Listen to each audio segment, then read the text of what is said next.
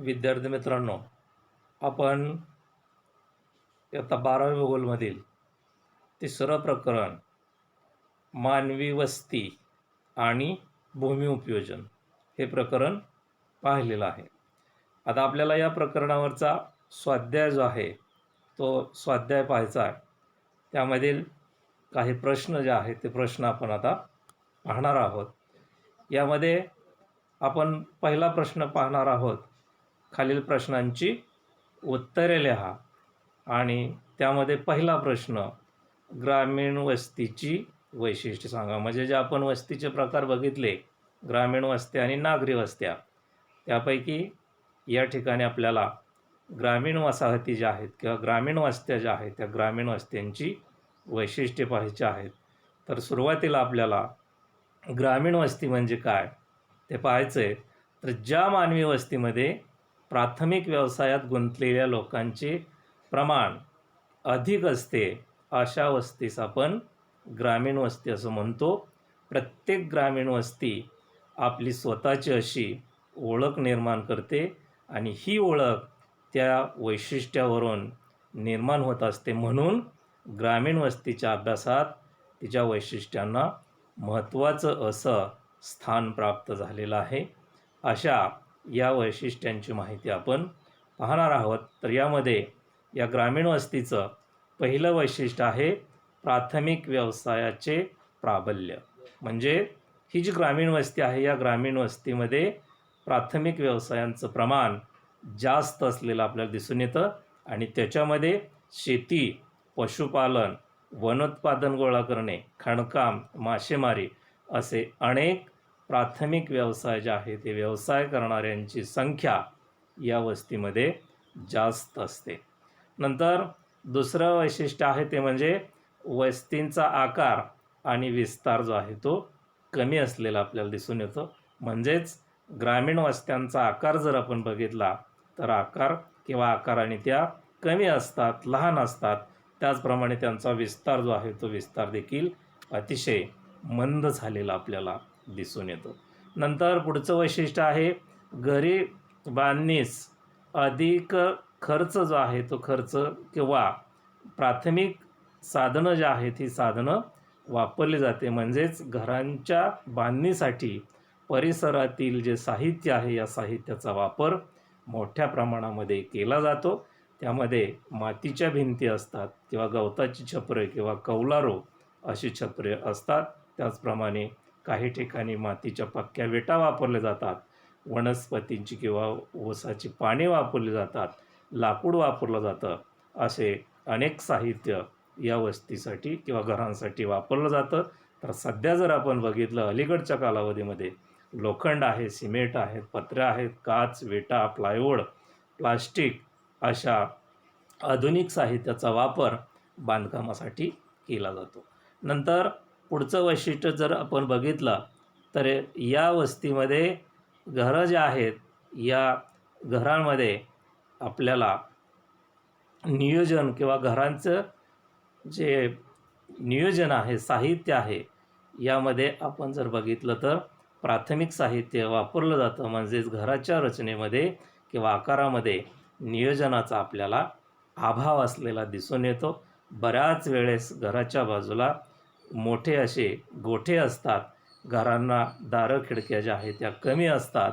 वायूची ये-जा होण्याची सोय जी आहे ती सोय कमी असलेली आपल्याला दिसून येते. अशी या घरांची रचना असते. त्याचप्रमाणे लोकसंख्ये घनता कमी.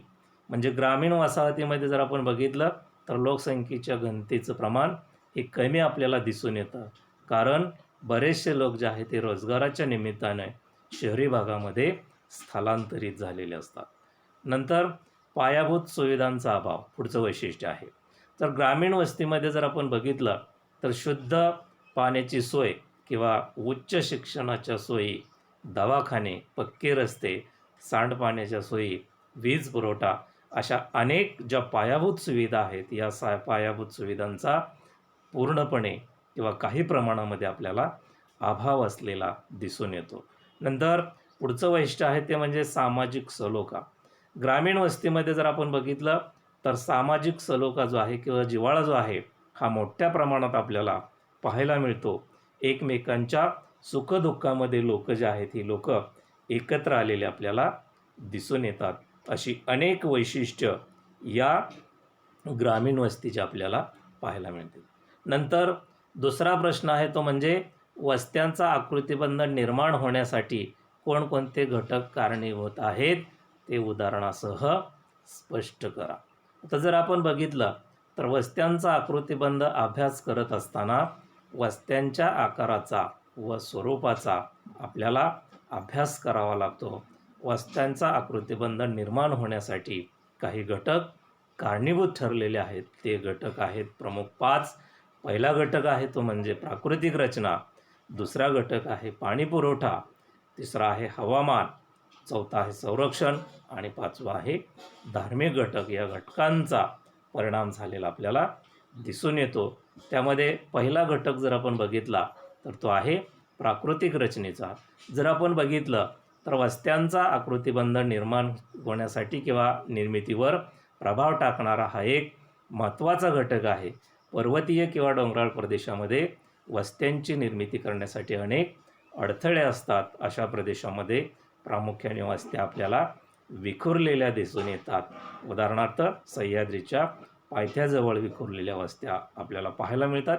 याच्या उलट जर आपण बघितलं तर मैदानी प्रदेशामध्ये वस्त्यांचा विकास आणि विस्तार झालेला आपल्याला दिसून येतो. अशा प्रदेशामध्ये शेती व इतर व्यवसायांचा विकास मोठ्या प्रमाणात झालेला आहे. अशा प्रदेशात केंद्रित वस्त्या आपल्याला दिसून येतात. नंतर पुढचा घटक आहे तो म्हणजे पाणी पुरवठा. तर मानवी जीवनाला जर आपण बघितलं तर पाण्याची किंवा प्रत्येक सजीवाला पाण्याची अत्यंत आवश्यकता आहे. पाणी हे मानवी जीवनामध्ये महत्त्वाचं साधन आहे. म्हणून पाण्याची उपलब्धता पाहूनच मानवाने वस्त्यांची निर्मिती केलेली आपल्याला दिसून येते आणि या वस्त्या कालवे, विहिरी, तलाव यासारख्या पाणी उपलब्ध असलेल्या सोयींच्या ठिकाणी निर्माण झालेल्या आहेत. या साधनांचा परिणाम वस्त्यांच्या स्वरूपावर, आकारावर होत असतो. उदाहरणार्थ सरोवराच्या भोवती वर्तुळाकार वस्त्या दिसून येतात, जसे सावंतवाडी. तर 2 नद्यांच्या संगमावरती त्रिकोणाकृती वस्त्या ज्या आहेत त्या वस्त्या आपल्याला पाहायला मिळतात. नंतर पुढचा घटक आहे तो म्हणजे हवामान. वस्तीच्या स्थापनेवर आणि विकासावर आरोग्यदायी हवामानाचा प्रभाव पडलेला आपल्याला दिसून येतो.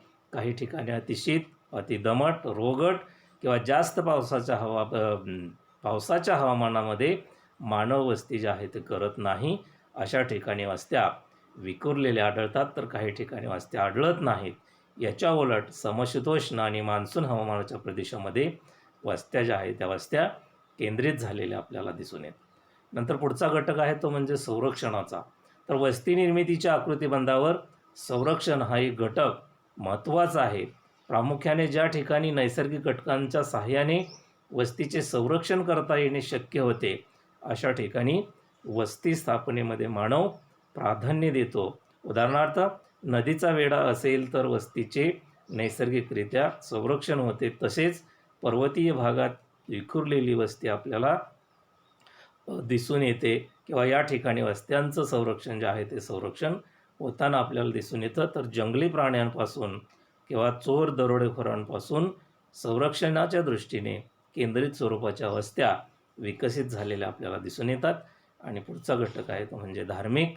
तर मानवी जीवनामध्ये जर आपण बघितलं तर प्रार्थना स्थळांना धार्मिकदृष्ट्या अतिशय महत्त्वाचं स्थान आहे. म्हणून अशा धार्मिक स्थळांच्या भोवती वसाहतींचा विस्तार होतो आणि त्यातून केंद्रित वस्त्या ज्या आहेत त्या वस्त्या निर्माण होत जातात. अशा प्रकारे हे जे घटक आहेत हे घटक वस्तीच्या आकृतिबंधाच्या निर्मितीमध्ये कारणीभूत ठरत असलेले आपल्याला दिसून येतात. यानंतर पुढचा प्रश्न आपल्याला पाहायचा आहे फरकाचा प्रश्न, म्हणजेच फरक स्पष्ट करा. यामध्ये पहिला फरक आहे तो म्हणजे भूमी उपयोजन आणि भूमी आच्छादन.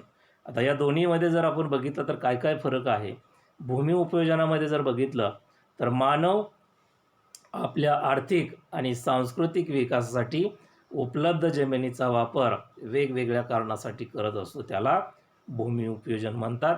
तर भूमी आच्छादन म्हणजे काय, तर जेव्हा भूमी ही प्राकृतिक किंवा नैसर्गिक घटकांनी आच्छादलेली असते तेव्हा त्या भूमीला किंवा त्यास भूमी आच्छादन असं म्हटलं जातं.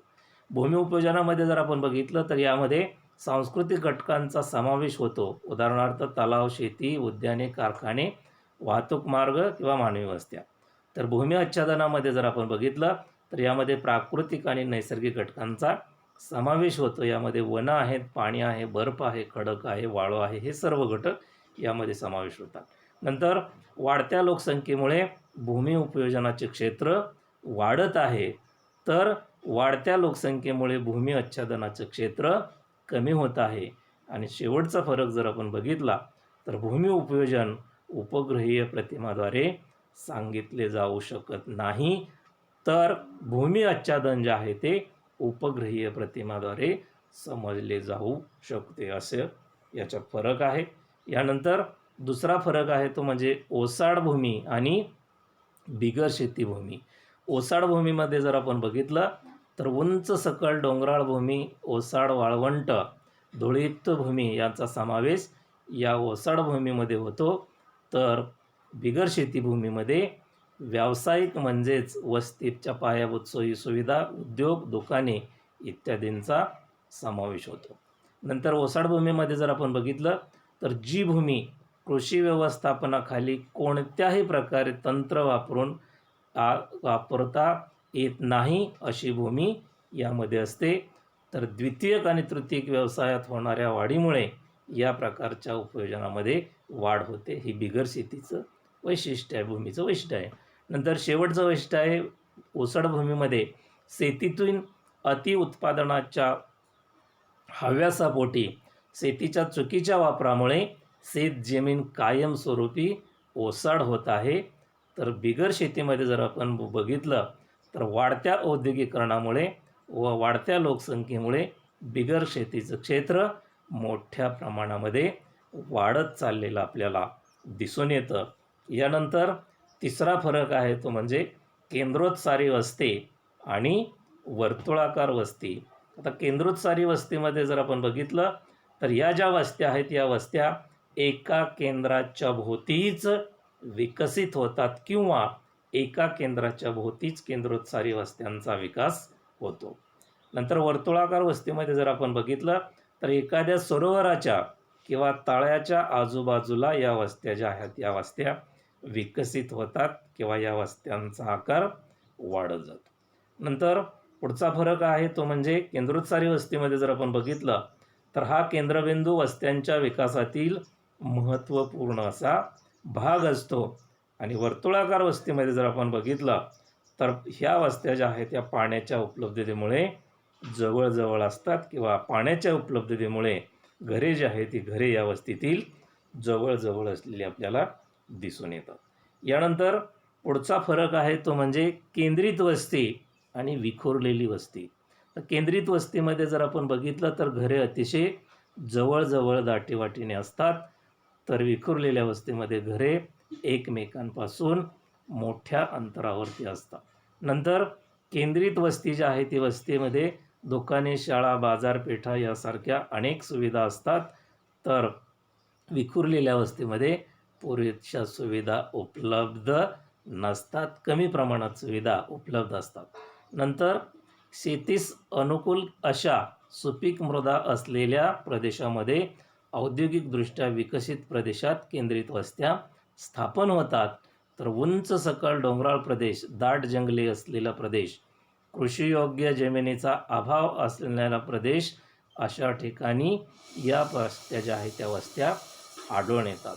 नंतर केंद्रित वस्तीमध्ये जर बघितलं तर भारतामध्ये दख्खनच्या पठारावर या केंद्रित वस्त्या आपल्याला पाहायला मिळतात. आणि विखुरलेल्या वस्त्या ज्या आहेत त्या वस्त्या महाराष्ट्रात बऱ्याच भागात शेतात घरे करून लोक राहतात, म्हणजे त्या ठिकाणी या वस्त्या विखुरलेल्या असतात. आणि शेवटचा मुद्दा जर बघितलं तर या वस्त्यामधील अशा असतात संरक्षणाच्या दृष्टीने महत्त्वाच्या असतात, तर या वस्त्या एकाकी असतात आणि संरक्षणाच्या दृष्टीने त्या सोयीच्या नसतात. केंद्रित वस्तीमध्ये अनेक वस्त्या असल्यामुळे तिथं संरक्षण होऊ शकतं, तर विखुरलेल्या वस्तीमध्ये वस्त्या एकमेकांपासून खूप दूरवर असतात, त्यामुळं तिथं फारसं संरक्षण जे आहे ते संरक्षण होऊ शकत नाही. असे वेगवेगळे फरक जे आहे ते फरकाचे मुद्दे असलेले आपल्याला दिसून येतात. यानंतर पुढचा प्रश्न आहे तो म्हणजे आकृत्या काढून नावे द्या. तुम्हाला माहीत आहे बोर्डाच्या परीक्षेमध्ये आकृत्यांचा प्रश्न जो आहे तो प्रश्न समाविष्ट झालेला आहे आणि त्यामध्ये या प्रकरणात वेगवेगळ्या आकृत्या आहेत. त्यामध्ये पहिली आकृती जर आपण बघितली तर ती आहे रेषीय वस्ती. तर या रेषीय वस्तीसाठी बघा एक रस्ता जो आहे तो रस्ता दाखवलेला आहे, सरळ रस्ता, आणि त्या रस्त्याच्या बाजूने एका रेषेमध्ये घरं जी आहेत ती घरं बांधलेले आपल्याला दिसून येतात. अशा वस्तीला रेषीय असे वस्ती म्हणतात. रस्त्याच्या किंवा नदीच्या देखील कडेने ज्या आहेत या कडेने सरळ रेषेमध्ये वस्त्या निर्माण होऊ शकतात. अशा वस्त्यांना रेषीय वस्ती असं म्हणतात. नंतर दुसरा प्रकार आहे किंवा दुसरा आकृती आहे ती म्हणजे केंद्रोत्सारी वस्ती.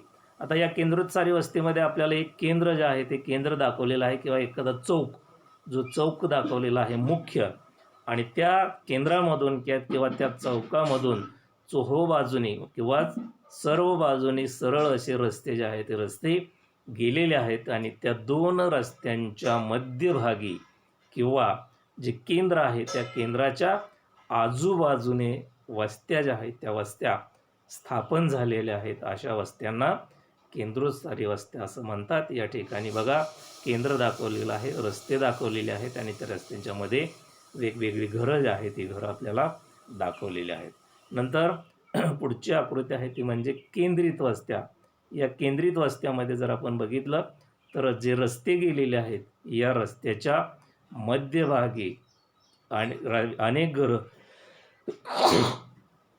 निर्माण जे आहे ते निर्माण झालेले आहेत किंवा बांधलेले आहेत आणि त्या वस्तीला केंद्रित वस्ती असं म्हटलं जातं.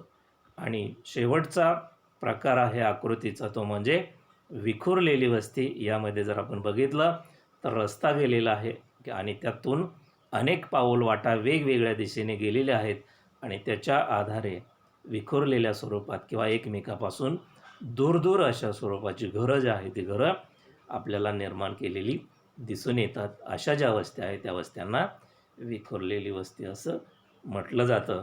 या ठिकाणी आपण थांबूया. धन्यवाद.